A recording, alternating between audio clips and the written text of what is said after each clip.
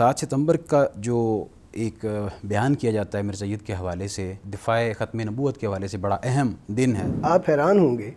کہ یہ پاکستان کی تاریخ میں، آئینی اور دستوری تاریخ میں پہلا موقع تھا کہ جب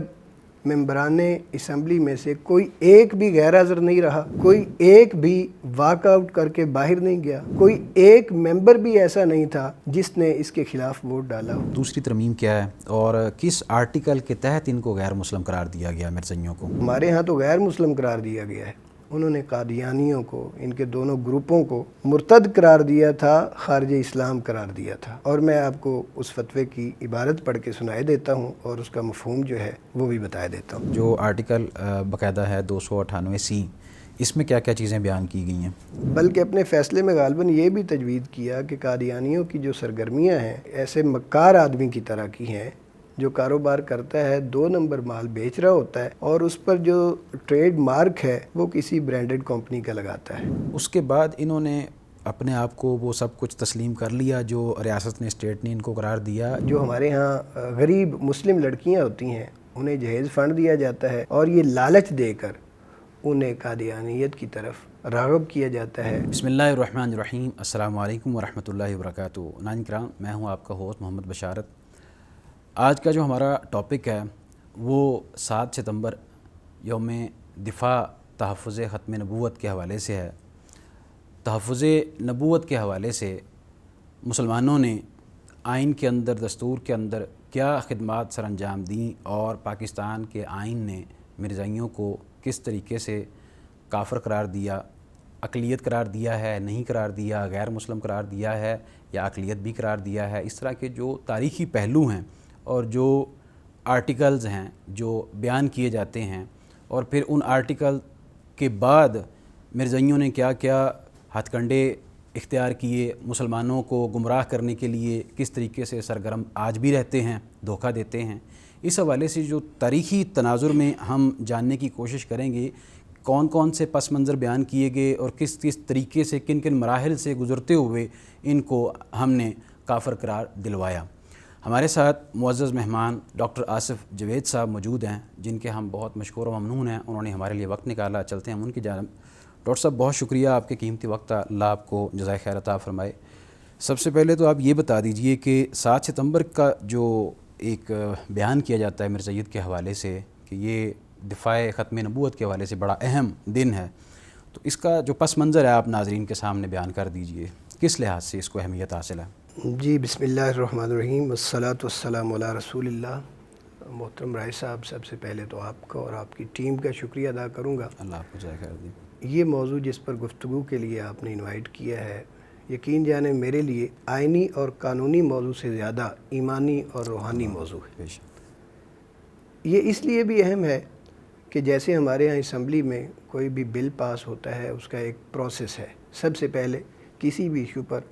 قرارداد پیش کی جاتی ہے، اس قرارداد پر بحث ہوتی ہے، بحث کے بعد اس پر ووٹنگ ہوتی ہے اور ووٹنگ کے نتیجے میں اکثریتی بنیاد پر اس قرارداد کو مسترد کیا جاتا ہے یا اسے منظور کیا جاتا ہے۔ لیکن یہ جو قرارداد تھی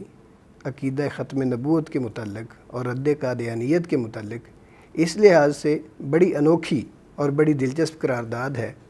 کہ اس قرارداد کے بعد جو فریق مخالف تھا اسے اسمبلی فلور پہ بلایا گیا اس کا موقف سننے کے لیے، اور 2 سے 3 ہفتے تک مسلسل اسے سنا گیا، اس پر جرح ہوئی، اور اسمبلی کے تمام ممبران اس نتیجے پر پہنچے کہ ان کا اسلام کے ساتھ کوئی تعلق نہیں ہے۔ آپ حیران ہوں گے کہ یہ پاکستان کی تاریخ میں، آئینی اور دستوری تاریخ میں پہلا موقع تھا کہ جب ممبران اسمبلی میں سے کوئی ایک بھی غیر حاضر نہیں رہا، کوئی ایک بھی واک آؤٹ کر کے باہر نہیں گیا، کوئی ایک ممبر بھی ایسا نہیں تھا جس نے اس کے خلاف ووٹ ڈالا ہو۔ اللہ اکبر۔ حزب اقتدار ہو، حزب اختلاف ہو، مذہبی جماعتیں ہوں، سیاسی جماعتیں ہوں، تمام نے متفقہ طور پر قادیانیوں کو غیر مسلم قرار دیا۔ اور یہ دوسری آئینی ترمیم ہے جس کے تحت آئین پاکستان میں، آئین پاکستان کے آرٹیکل 260 کی کلاس 3 میں اس کا ایک اضافہ کیا گیا اور قادیانیوں کو غیر مسلم قرار دیا گیا. اس لحاظ سے یہ بڑا تاریخی دن ہے اور ہمارے اہل وطن اسے ہر سال 7 ستمبر 1974 کی مناسبت سے یوم تحفظ ختم نبوت کے طور پر، یوم دفاع ختم نبوت کے طور پر مناتے ہیں. اچھا ڈاکٹر صاحب، یہ بتائیے گا، آپ نے ذکر کیا ہے کہ دوسری ترمیم کے تحت، ایک تو آپ یہ بتائیں کہ دوسری ترمیم کیا ہے اور کس آرٹیکل کے تحت ان کو غیر مسلم قرار دیا گیا مرزائیوں کو؟ 1973 کا آئین ہے جو ہمارے ہاں دستور پاکستان کے طور پر رائج ہے. اس میں دوسری آئینی ترمیم ہوئی اور ترمیم کے بعد جو آئین پاکستان کا آرٹیکل ہے 260، اس کی کلاس 3 ہے، اس کے سب سیکشن اے اور بی میں بنیادی طور پر مسلم اور غیر مسلم کی تعریف شامل کی گئی ہے. اس کے سب سیکشن اے میں مسلم کی تعریف میں یہ ذکر کیا گیا ہے کہ مسلمان سے مراد ہر وہ شخص ہے جو اللہ عز و جل کی وحدانیت پر ایمان رکھتا ہو اور حضرت رسول اللہ صلی اللہ علیہ وسلم کی ختم نبوت پر آخری نبی قطعی طور پر اور غیر مشروط طور پر ایمان رکھتا ہو، اور آپ صلی اللہ علیہ وسلم کے بعد جو شخص بھی کسی بھی معنی اور مفہوم میں مدعی نبوت ہو، اس کے نبی ہونے کو تسلیم نہ کرتا ہو، وہ جس بھی معنی میں اور جس بھی حیثیت میں ہو. یہ ہے اس کا سب سیکشن اے، مسلم کی تعریف. اور اس کے جو سب سیکشن بی ہے اس میں نان مسلم کی تعریف کی گئی ہے. آپ اس کی عبارت اور اس کے الفاظ اگر پڑھیں اور جائزہ لیں تو آپ کو اندازہ ہوگا کہ نان مسلم کون ہے، اور اس میں ان کو بھی شامل کیا گیا ہے. انگلش کے اس کے الفاظ ہیں، میں اس کو پڑھے دیتا ہوں. Non Muslim means a person who is not a Muslim and includes a person belonging to the Christian, Hindu, Sikh,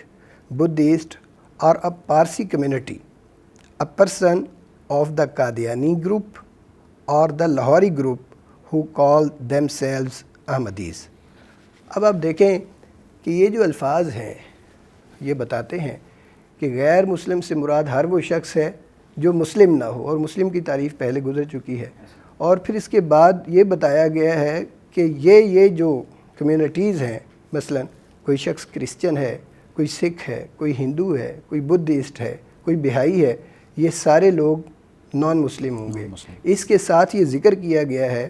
کہ قادیانی گروپ یا لاہوری گروپ جو خود کو احمدی کہتے ہیں یہ بھی نان مسلم ہوں گے اکارڈنگ ٹو دا لا، پاکستانی دستور اور آئین کے مطابق. اچھا، آپ نے یہ تذکرہ کیا ہے، اب ایک عمومی سا سوال ہے، عوام الناس کے ذہن میں یہ سوال پیدا ہوتا ہے کہ یہ اپنے آپ کو احمدی اور لاہوری کیوں کہلواتے ہیں؟ اس کے بارے میں اگر آپ سچی بات تو یہ ہے کہ جس طرح رسول اللہ صلی اللہ علیہ وسلم نے فرمایا تھا کہ میرے بعد دجال ہوں گے، کذاب ہوں گے، جس طرح ان کا مقتدا کاذب تھا بلکہ کذاب تھا، دجال تھا، اسی طرح اس کے پیروکار بھی دجال ہیں. دجل و فریب سے کام لیتے ہیں، خود کو احمدی کہتے ہیں، حالانکہ حضرت رسول اللہ صلی اللہ علیہ وسلم کا نامی اسم گرامی محمد ہے جو آپ کے دادا محترم نے رکھا، اور آپ کا دوسرا نام احمد ہے جو آپ کی والدہ ماجدہ نے تجویز فرمایا. اور قرآن پاک میں 4 مقامات پر آپ کو محمد کے نام سے یعنی 4 دفعہ آپ کا نامی محمد آیا ہے قرآن مجید میں، اور 1 دفعہ احمد آیا ہے. یہ وہ مقام ہے جہاں حضرت عیسیٰ علیہ السلام نے آپ صلی اللہ علیہ وسلم کی بشارت دی تھی اور اپنی قوم سے فرمایا تھا انی رسول اللہ علیکم، اور پھر اگلی آیت کا حصہ ہے وَمُبَشِّرًا بِرَسُولٍ يَأْتِي مِن بَعْدِ اسْمُهُ احمد. تو سچی بات تو یہ ہے کہ محمدی اور احمدی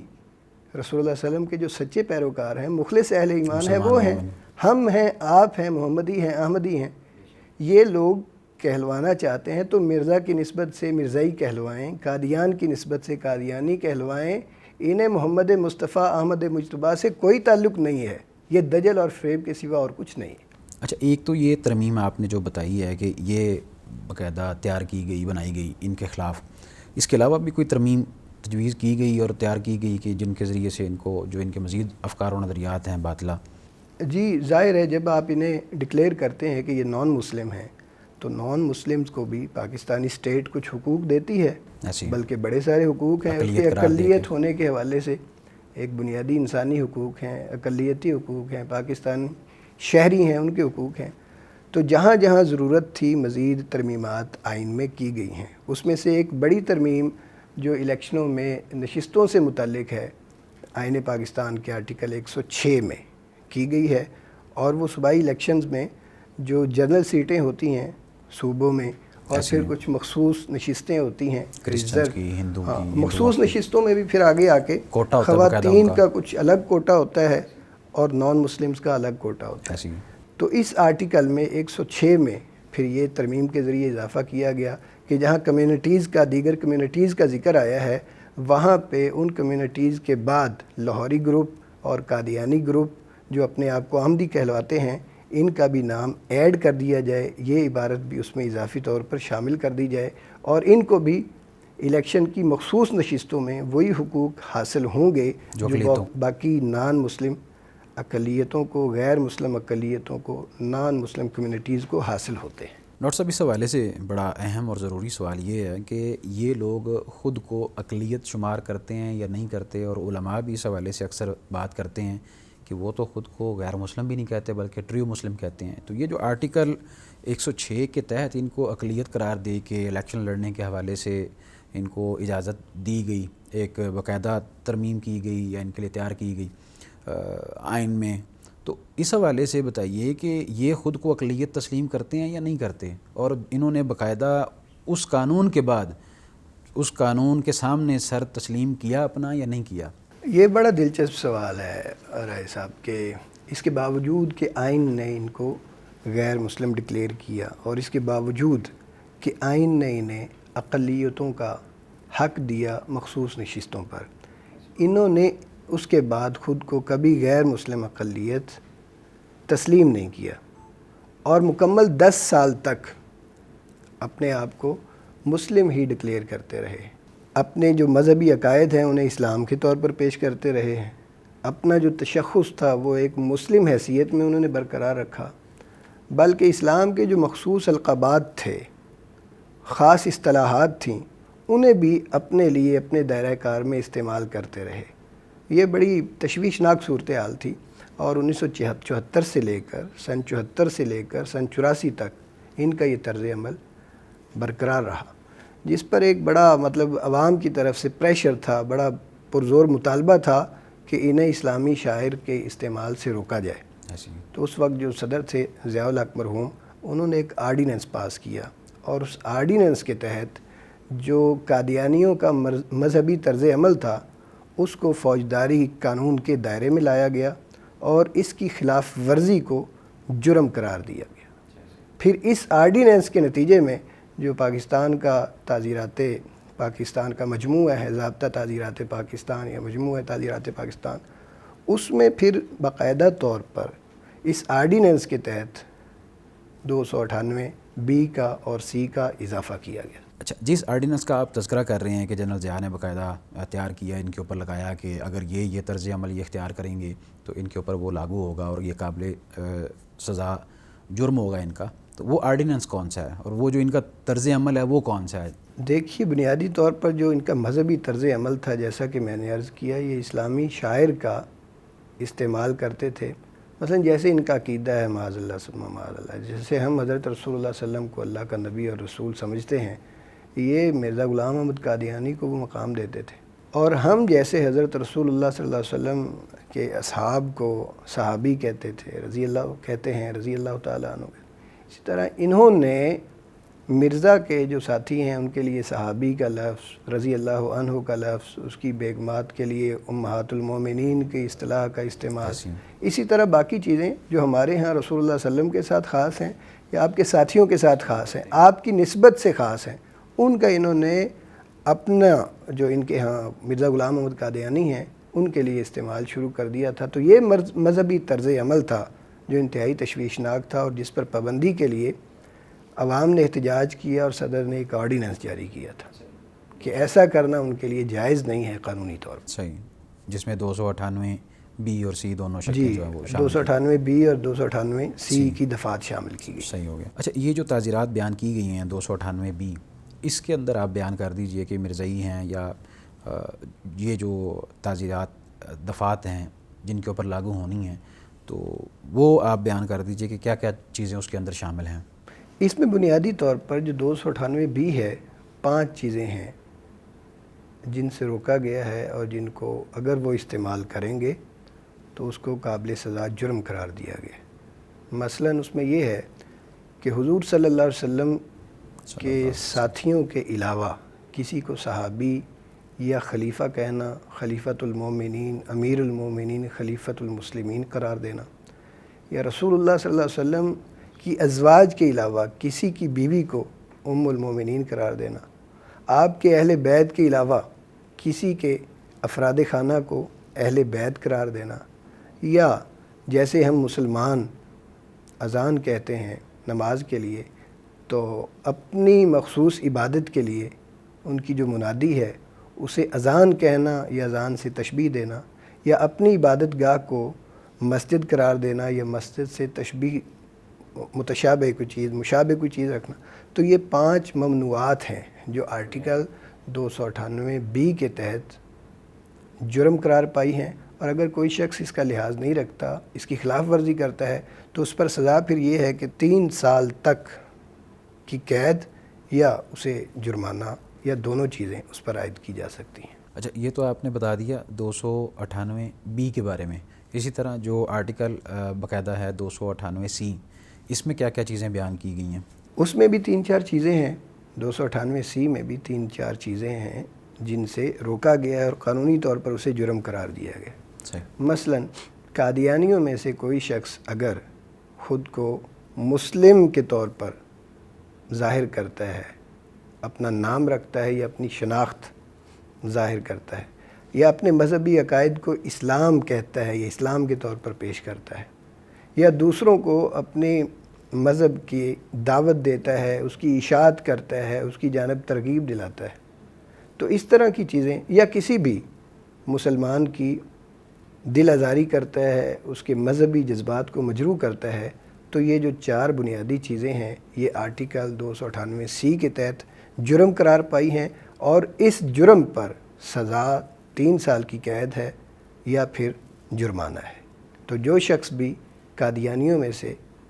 ان افعال کا ارتکاب کرتا ہے وہ قانون کی روح سے اس 3 سال کی سزا کا اور جرمانے کا مستحق ہوگا، مستوجب ہوگا۔ ڈاکٹر صاحب یہ بتائیے گا کہ یہ جو 298B اور C ہے آرٹیکل، اس کے علاوہ بھی کوئی سزائیں ایسی ہیں، دفعات ایسی ہیں جو کہ اگر کوئی شخص اس کے علاوہ کوئی ایسا معاملہ اختیار کرتا ہے تو اس کے اوپر کوئی دفعات ایسی بیان کی گئی ہے جو ان سے ہٹ کے ہو؟ ان کے علاوہ تو نہیں، چونکہ ہمیں عام مسلمانوں کو تشویش ہی انہی چیزوں پر تھی اور یہ بنیادی چیزیں ہیں۔ اس کے ساتھ البتہ یہ بھی اس آرڈیننس میں یہ چیز موجود تھی، اس سے پہلے ایک آرڈیننس آیا تھا پریس اینڈ پبلیکیشن آرڈیننس 1963، اس کا جو ایک سیکشن تھا 24، اس میں ترمیم کرتے ہوئے یہ اضافہ کیا گیا تھا کہ جو شخص قادیانیوں میں سے 298B اور 298C کی خلاف ورزی کرتا ہے تو اس میں جو سزا اور جو جرمانہ تجویز کیا گیا ہے اس کے ساتھ ساتھ اضافی طور پر یہ بھی ہوگا کہ جس پریس نے ایسا مواد چھاپا ہے اس پریس کو بند کرنا حکومت کا اختیار ہوگا۔ صحیح۔ جس رسالے میں اور میگزین میں کوئی ایسا مواد چھایا ہوا ہے اس کا ڈکلیریشن منسوخ کرنا یہ بھی حکومت کا اختیار ہوگا۔ اسی طرح وہ جو قابل اعتراض مواد ہے جس رسالے میں جس کتاب میں چھپا ہے اس مواد کو تحویل میں لینا، قبضے میں لینا یہ بھی اس کا اختیار ہوگا۔ اسی طرح جو ناشر اور پبلشر ایک سیکیورٹی بانڈ جمع کرواتے ہیں اس کو ضبط کرنا بھی حکومت کا اختیار ہوگا۔ تو یہ چیزیں ایک اضافی طور پر آپ سمجھیں کہ 298B اور 298C پر عمل نہ کرنے کی صورت میں یہ جو مٹیریل ہے، یہ جو ان کا مواد ہے اس کے متعلق بھی تھا، اس کا بھی انہیں پابند کیا گیا تھا۔ ڈاکٹر صاحب قادیانی جو ہیں اپنے طور پہ ایک بڑا وزنی اعتراض یہ کرتے ہیں کہ دیکھیں ہمیں صرف پاکستان میں غیر مسلم قرار دیا گیا ہے، باقی دنیا کے اندر تو ہمیں مسلمان سمجھا جاتا ہے، ٹریو مسلم، ہم ادھر اپنے آپ تنظیمیں چلا رہے ہیں، سب کچھ کر رہے ہیں، تو وہاں پہ تو ہمیں غیر مسلم قرار نہیں دیا جاتا، صرف یہ لوگ جو ہیں پاکستانی ریاست نے، اسٹیٹ نے ہمیں غیر مسلم قرار دیا ہے۔ تو ان کا یہ جو کہنا ہے اس حوالے سے آپ کوئی وزنی اعتراض نہیں ہے، یہ انتہائی بے وزن ایک شبہ سا ہے۔ سوال یہ ہے، فرض کریں صرف پاکستان ہی کی حد تک اگر وہ نان مسلم ہیں تو مجھے کوئی ایسا فتویٰ لا کے دکھا دیں کہ پاکستان کے باہر کسی ملک نے انہیں مسلم کہا ہو، اسلامی ملک نے، یا جو ہمارے ہاں تمام مختلف مکاتب فکر ہیں ان میں سے کسی نے ان کے حق میں فتویٰ دیا ہو، کسی معتبر مکتب فکر نے، ان کے کسی مستند مفتی نے، عالم دین نے، کہ آپ نان مسلم نہیں، آپ مسلمان ہیں۔ یہ تو پہلی بات۔ دوسری بات میں یہ عرض کروں اس سلسلے میں کہ رابطہ عالمی اسلامی دنیا کا ایک نامور ادارہ ہے اور انٹرنیشنل لیول کی ان کے ہاں جو فقہ اکیڈمی ہے، اس کی جدہ میں ایک دوسری کانفرنس ہوئی تھی۔ اس کانفرنس کے موقع پر پوری اسلامی دنیا کے بڑے بڑے نامور سکولرز، علماء، فقہاء موجود تھے، اور اس وقت متفقہ طور پر انہوں نے ایک فتویٰ جاری کیا تھا یا قرارداد پاس کی تھی، جس میں قادیانیوں کو، ہمارے ہاں تو غیر مسلم قرار دیا گیا ہے، انہوں نے قادیانیوں کو، ان کے دونوں گروپوں کو مرتد قرار دیا تھا، خارج اسلام قرار دیا تھا۔ اور میں آپ کو اس فتوے کی عبارت پڑھ کے سنائے دیتا ہوں اور اس کا مفہوم جو ہے وہ بھی بتا دیتا ہوں۔ اس فتوے کی عبارت یہ ہے: وَهَذِهِ الدَّعْوَى مِن مِرزا غلام احمد تجعلہ وسائر من یوافقونہ علیہ مرتدین خارجین عن الاسلام، وأما اللاہوریہ فإنہم کالقادیانیہ فی الحکم علیہم بالردۃ بالرغم من وصفہم مرزا غلام احمد بأنہ ذل و بروز لنبینا محمد صلی اللہ علیہ وسلم، صدر قرار بالاجماع باعتبار العقیدۃ القادیانیۃ المسمات ایضا بالاحمدیۃ عقیدۃ خارجیۃ عن الاسلام خروجا کاملا، وان معتقیها کفار مرتدون عن الاسلام، وان تظاہر اہلها بالاسلام انما ہوا للتضلیل والخداع۔ یہ بڑی واضح عبارت ہے کہ وہ قادیانی ہوں یا لاہوری ہوں جو خود کو احمدی بھی کہتے ہیں، مرزا غلام احمد اور اس کے سبھی پیروکار مرتد ہیں، اسلام سے خارج ہیں، اور ان کا خود کو احمدی کہنا یا اسلام کی طرف منسوب کرنا یہ عام اہل اسلام کو دجل اور فریب میں مبتلا کرنے کی کوشش ہے، سازش ہے، اس کے علاوہ اور کچھ نہیں۔ تو اب بتائیے کتنا واضح فتویٰ ہے، اور یہ متفق علیہ فتویٰ ہے، اس سے بڑھ کر اور کیا بات ہوگی؟ تو پاکستان ہو یا پاکستان کے باہر کی اسلامی دنیا ہو، کسی بھی مکتب فکر کا کوئی بھی قابل ذکر عالم ہو، اسکالر ہو، مفتی ہو، سبھی کا اتفاق ہے کہ یہ غیر مسلم ہیں، یہ مرتد ہیں، یہ کافر ہیں، ان کا اسلام سے کوئی تعلق نہیں ہے۔ ڈاکٹر صاحب یہ بیان کیجیے گا کہ انہوں نے یہ جو تمام تر دفعات ہیں وہ ساری اپنے خلاف تسلیم کر لیں، یا یہ کسی کورٹ میں بھی گئے باقاعدہ، اور اگر گئے تو وہاں پہ ان کے ساتھ کیا معاملہ پیش آیا؟ جی، آپ کو معلوم ہے کہ پاکستان میں فیڈرل شریعہ کورٹ ہے، جس کا قیام 1980 کو عمل میں لایا گیا تھا، اور اس کے قیام کا بنیادی مقصد یہ تھا کہ ملک میں رائج جو قوانین ہیں ان کا جائزہ لینا اور اسلامی بنیادوں پر انہیں جانچنا کہ کون سا قانون اسلامی ہے، کون سا غیر اسلامی ہے۔ تو انہوں نے فیڈرل شریعہ کورٹ میں درخواست دی اور مدعا اور موقف یہ رکھا کہ آئین میں جو ہمیں غیر مسلم قرار دیا گیا ہے یا ہمارے خلاف جو آرڈیننس جاری ہوا ہے، یہ قرآن و سنت کی بنیادی تعلیمات کے خلاف ہے اور ہمارے بنیادی انسانی حقوق کے خلاف ہے۔ اب آپ اندازہ کریں کہ جو شخص، جو فرقہ، جو گروپ خود قرآن و سنت کو تسلیم ہی نہیں کرتا، وہ کہتا ہے جی قرآن و سنت پر مبنی فیصلہ کریں، تو قرآن و سنت کے خلاف ہے اور بنیادی حقوق کے خلاف ہے۔ اس پر فیڈرل شریعہ کورٹ جو ہے اس کا فل بینچ سماعت کرتا ہے، اور پھر متفقہ طور پر انہوں نے جو فیصلہ صادر کیا وہ یہ تھا کہ آئین میں جو آپ کو غیر مسلم اقلیت قرار دیا ہے وہ قرآن و سنت کے عین مطابق ہے، اور اگر آپ لوگ آئین کی دفعات کو تسلیم کر لیتے، ان کی پابندی کرتے، تو پھر آرڈیننس جاری کرنے کی ضرورت ہی پیش نہ آتی۔ آرڈیننس جو جاری ہوا ہے یہ آئین کے جو حکم ہیں یا آئین کی جو دفعات ہیں ان پر تعمیل کو یقینی بنانے کے لیے جاری کیا گیا ہے، لہٰذا نہ یہ بنیادی انسانی حقوق کے خلاف ہے اور نہ ہی یہ قرآن و سنت کے خلاف ہے، بلکہ قرآن و سنت کے عین مطابق ہے۔ گویا وفاقی شرعی عدالت نے ان کے خلاف فیصلہ سنایا تھا۔ اچھا، سنا یہ بھی ہے کہ یہ جو فیصلہ آیا شریعہ بورڈ کا، اس کے خلاف بھی انہوں نے پھر اپیل دائر کر دی؟ جی ایسے ہی ہے، شریعت اپیلیٹ بینچ ہے سپریم کورٹ میں۔ وفاقی شرعی عدالت کے فیصلوں پر اگر کسی فریق کو اطمینان نہ ہو تو وہ پھر اپیل لے کر سپریم کورٹ میں چلا جاتا ہے۔ تو انہوں نے بھی سپریم کورٹ کا سہارا لیا اور وہاں پہ یہ اپیل دائر کر دی کہ جو فیصلہ ہوا ہے وہ ہمارے خلاف ہوا ہے، اس کا دوبارہ سے جائزہ لیا جائے اور اس فیصلے کو شرعی بنیادوں پر اور انسانی بنیادوں پر کل عدم قرار دیا جائے۔ تو سپریم کورٹ کے بینچ نے جب اس پہ سماعت کی تو وہ پھر اس نتیجے پر پہنچا کہ ایسا کوئی مسئلہ نہیں ہے، یعنی کہ جو فیصلہ آپ کے خلاف ہے وہ درست ہے۔ انہوں نے اس فیصلے کو برقرار رکھا، بلکہ اپنے فیصلے میں غالباً یہ بھی تجوید کیا کہ قادیانیوں کی جو سرگرمیاں ہیں وہ ایک ایسے مکار آدمی کی طرح کی ہیں جو کاروبار کرتا ہے، 2 نمبر مال بیچ رہا ہوتا ہے اور اس پر جو ٹریڈ مارک ہے وہ کسی برانڈڈ کمپنی کا لگاتا ہے۔ تو ٹریڈ مارک کی خلاف ورزی کرنا جیسے ناجائز ہے، اسی طرح آپ کا اپنی مذہبی تعلیمات کو، مذموم عقائد کو اسلام کے نام پر پیش کرنا وہ غیر حقیقی ہے، غیر آئینی ہے، غیر اسلامی ہے۔ لہذا سپریم کورٹ نے بھی شریعہ کورٹ کا فیصلہ برقرار رکھا تھا اور ان کی اپیلیں وہاں سے مسترد ہو گئی تھیں۔ صحیح۔ اچھا، یہ جو ساری صورتحال ہے اس حوالے سے یہ سارے جو قوانین ہیں جو ان کے اوپر صادر کیے گئے، ان کے لیے آرٹیکل بنائے گئے، اس کے بعد انہوں نے اپنے آپ کو وہ سب کچھ تسلیم کر لیا جو ریاست نے، اسٹیٹ نے ان کو قرار دیا، یا پھر یہ باقاعدہ ہیلے بہانے کر کے ابھی بھی اپنا کام جاری رکھے ہوئے ہیں؟ جی کہاں انہوں نے تسلیم کیا تھا؟ جیسے میں نے عرض کیا، دجل اور فریب سے کام لیتے ہیں، دجال اور کذاب کے پیروکار ہیں، لہذا انہوں نے اپنا نام تبدیل کر کے مختلف لبادے اوڑھ کر مختلف ناموں سے اپنا جو کام ہے وہ چلائے رکھا۔ اور آپ حیران ہوں گے، میں ایک لسٹ دیکھ رہا تھا کہ 12 کے قریب درجن بھر مختلف ناموں سے انہوں نے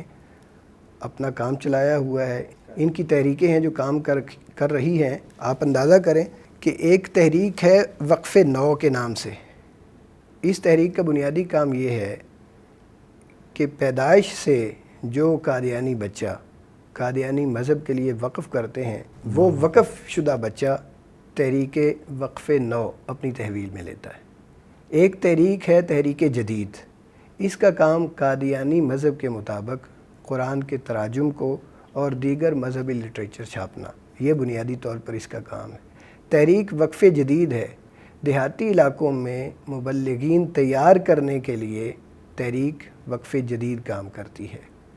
تحریک نصرت جہان ہے، جدید تعلیمی اداروں میں تبلیغ کے لیے مسلم شناخت کے حامل اساتذہ تیار کرنا اور انہیں وہاں بھجوانا، سکولز میں اور کالجز میں۔ تحریک نصرت جہان اس پر کام کر رہی ہے۔ مریم شادی فنڈ ہے، یہ تحریک ہے، اور غیر جو ہمارے ہاں غریب مسلم لڑکیاں ہوتی ہیں انہیں جہیز فنڈ دیا جاتا ہے اور یہ لالچ دے کر انہیں قادیانیت کی طرف راغب کیا جاتا ہے، اس کی تبلیغ کی جاتی ہے۔ اچھا، اس مریم سے کیا مراد ہے؟ اس بارے میں اگر آپ... بظاہر تو یہی لگ رہا ہے کہ انہوں نے اسلامی نام رکھے ہیں، کوئی پہچان ہی نہ سکے کہ یہ کون ہیں، کیا ہے۔ صحیح۔ خواتین کو قادیانیہ کی تبلیغ کے لیے تیار کرنا یہ بھی ان کے ایجنڈے میں شامل ہے، اور اس کے لیے ان کے ہاں ایک لجنہ ہے، لجنہ اماء اللہ۔ لجنہ اماء اللہ کا کام ہے خواتین مبلغین کو تیار کرنا۔ نوجوانوں میں اپنے مذہب کی تبلیغ کے لیے ان کے ہاں جو تحریک کام کرتی ہے وہ خدام الاحمدیہ ہے، اور 40 سال سے زائد افراد جو مسلمان ہوتے ہیں ان میں تبلیغ کرنے کے لیے انہوں نے جو مشن دیا ہے وہ مجلس انصار السنہ کو مشن سونپا گیا ہے۔ اسی طرح ہر علاقے میں اپنی عبادت گاہ تعمیر کرنے کے لیے اس کے جو اخراجات ہیں، اس کی جو بات کی ذمہ داریاں ہیں، اس کے لیے ان کے ہاں تحریک بیوت الحمد کام کر رہی ہے۔ پوری دنیا میں قادیانیہ کی نشر و اشاعت کے لیے مدرسۃ الظفر چناب نگر ہے جو کام کرتا ہے۔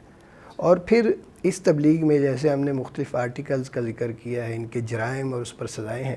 اگر کچھ لوگ پکڑے جاتے ہیں تو ان کی پیروی کے لیے اور ان کے جو متاثرہ جو لواحقین ہیں، اہل خانہ ہیں، ان کی دیکھ بھال کے لیے انہوں نے باقاعدہ ایک فنڈ قائم کیا ہوا ہے جس کو سیدنا بلال فنڈ کہتے ہیں۔ تو یہ درجن بھر مختلف نام ہیں، اس نام کی مختلف تحریکیں ہیں جو ہمارے اسلامی سماج میں، مسلم معاشرے میں، مسلم اسٹیٹ میں کام کر رہی ہیں مختلف ناموں سے۔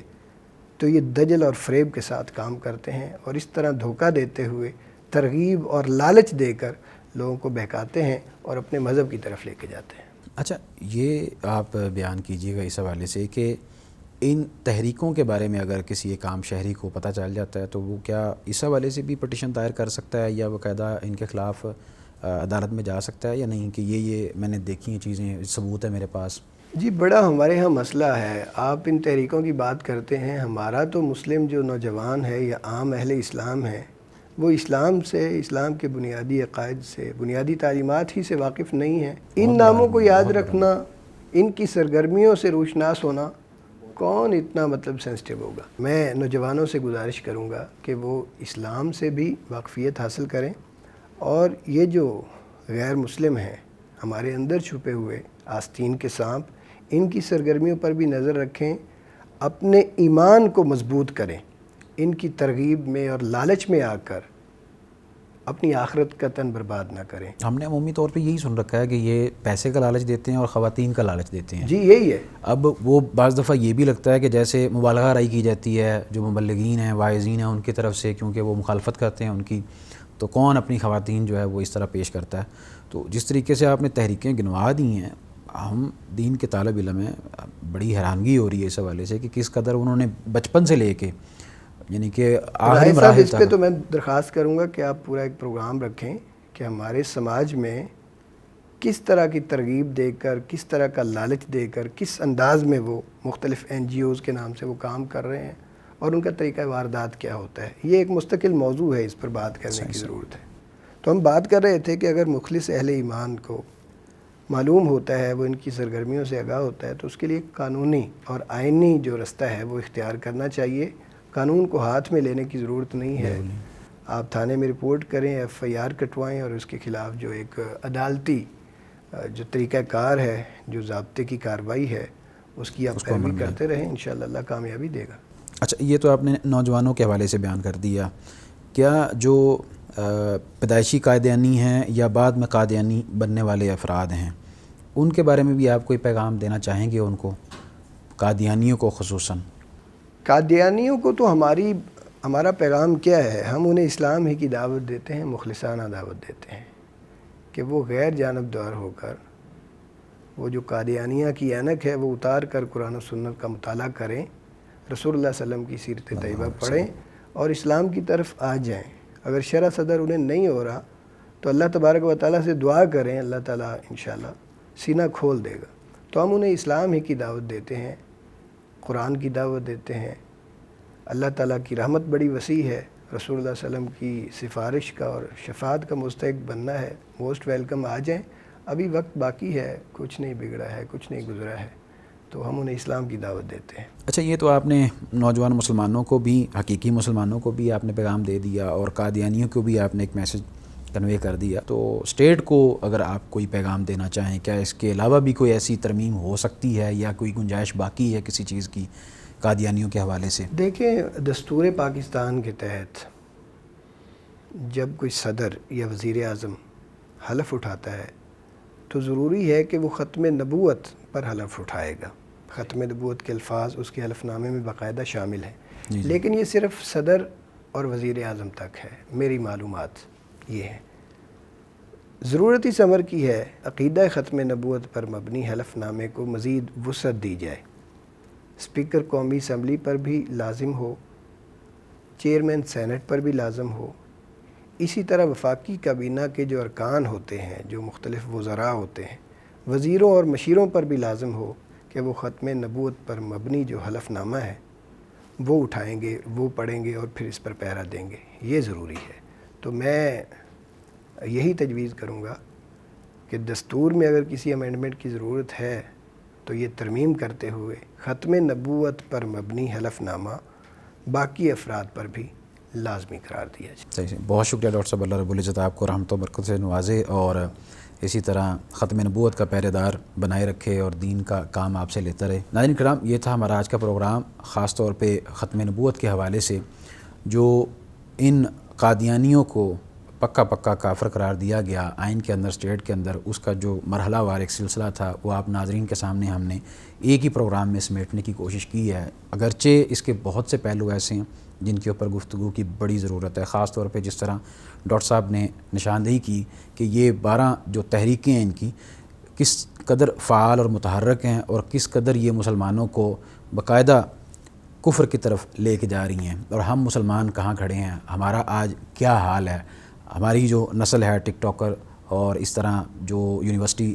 لیول کی جو نسل ہے کس طرف جا رہی ہے. ان کو اپنے بنیادی جو عقائد و نظریات ہیں ان کے بارے میں بھی علم نہیں ہوتا. تو آپ کو بھی غازی بننے کی، مجاہد بننے کی ضرورت ہے، اور تدارک کریں اپنے ارد گرد ان لوگوں کا اور علماء کے ساتھ رابطے میں رہیں. اس حوالے سے اگر آپ کا کسی بھی قسم کا سوال ہو تو وہ آپ کمنٹ سیکشن میں ضرور کیجیے گا ہم سے. انشاءاللہ دیگر موضوعات کے ساتھ بھی حاضر ہوتے رہیں گے. تب تک کے لیے آپ ہمیں دیجیے اجازت. اللہ نگہبان.